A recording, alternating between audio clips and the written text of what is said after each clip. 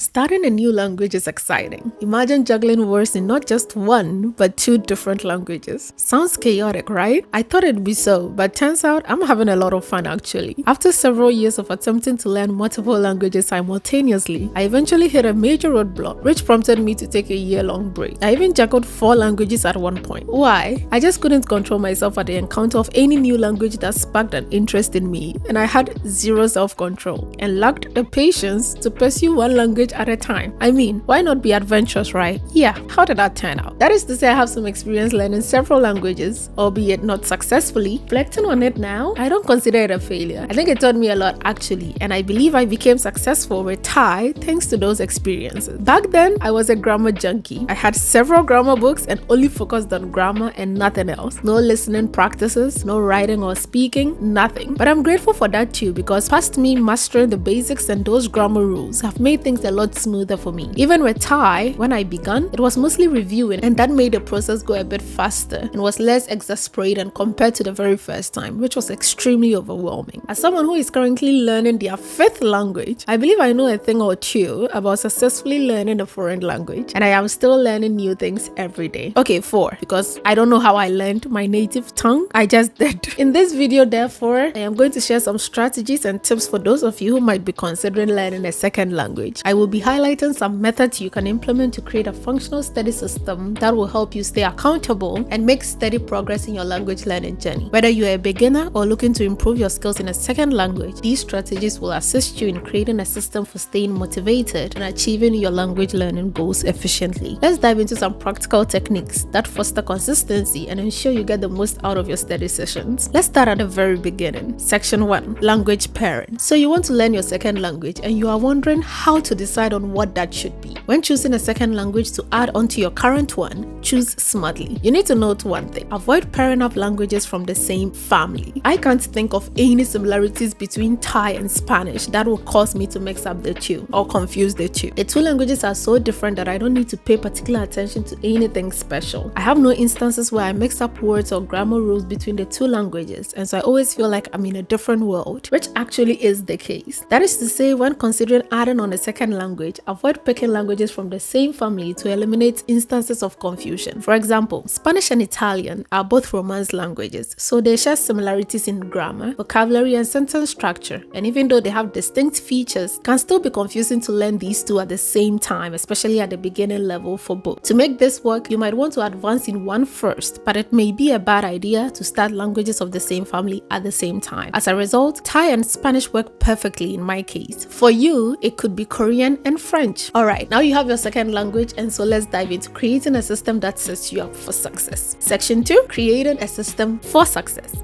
Doing the same thing for a long period of time can be extremely boring, and you might just want to avoid the task altogether. Once you have decided how long each study session will be, you need a resource or task arsenal, a sort of an ideas bank. I call mine a resource arsenal. This is basically a record of all the things you could study in a study session. The purpose of this for me was to get rid of decision fatigue or to avoid losing focus. Unfortunately, I never had one for Thai, and so I kept hitting these roadblocks where I kept feeling like I didn't know what to learn, or even if there was anything to learn. To avoid that for Spanish, since I actually want to learn it as quickly and efficiently as possible, I needed something that I could turn to when I felt lost or didn't exactly know what to do for a study session, especially if I felt bored. This was a very useful thing for me, especially since I only used to schedule my study duration and not what I would be doing ahead of time. At this point too, you need to decide what goals you want to achieve. For me, I decide on what material I want to learn and how much I would like to spend achieving those goals. For example, after I completed my A1 studies for Spanish, my next goal was to tackle A2 and make it to B1 level. I then decided that taking a course in Spanish would be beneficial for me and give me the structure that I needed to achieve such a goal. I also used Duolingo consistently, and so my goals looked something like this: complete A1/A2 Spanish course and then complete A2 level on Duolingo. And for me, 3 months seemed like an enough time. Since these two resources come with a structure, all I need to do is show up consistently and put in the work. It is not overwhelming, and I feel like it is achievable. Therefore, in section 2, you focus on what your goals are and decide what actions or tasks will help you to achieve them and how long you will like it to take you to achieve those goals. Section 3, building a system of dedication and focus / time management.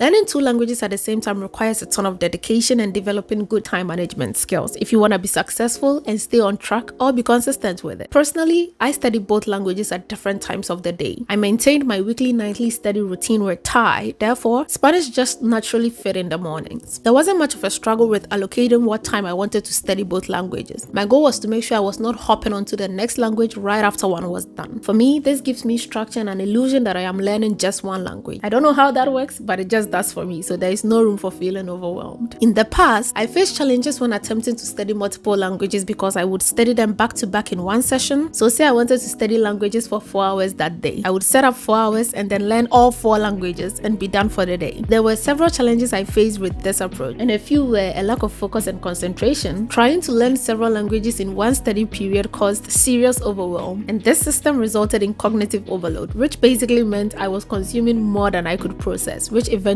led to poor retention. To avoid these instances this time with these two languages, I adopted a strategy from my experience registering for 3 diverse summer classes. Each class required distinct learning approaches: memorization, skill mastery, and critical reading and analysis. This approach helped me to focus on very distinct tasks, and there was no reason for overlap or overwhelm since the material and the things I had to do for each class was varied. Therefore, find what structure works best for you and will allow you to make the most of your study sessions. One way to build consistency is to stack this habit onto something you do every day or almost every day. For me, during the weekdays, I have my coffee an hour after waking up. I always have my coffee at my desk, and whenever I sit down with my cup of coffee, I know it is time to study Thai. I work nights, so my wake up times are in the evenings, hence my nightly Thai routine. I don't have to think about it, I just do it. Coffee time means Thai time, and unfortunately, whenever I miss my coffee time, I never feel like studying Thai in that moment, and so I take the day off and just learn passively. For Spanish, I usually sit at my desk after returning from work and settling in. I have my Spanish study session and then do my dance workout or practice. I love to dance and always look forward to my dance sessions, and so there is no saying no to Spanish since I have set it up that way to only dance after learning Spanish. You do not want to be passive with this time allocation step because it is a very necessary foundation if you want to build discipline and consistency in learning. The key takeaway is to find a structured approach that aligns with your daily habits and ensures consistent study sessions. This foundation is crucial for building discipline and maximizing learning efficiency. Section final. Show up.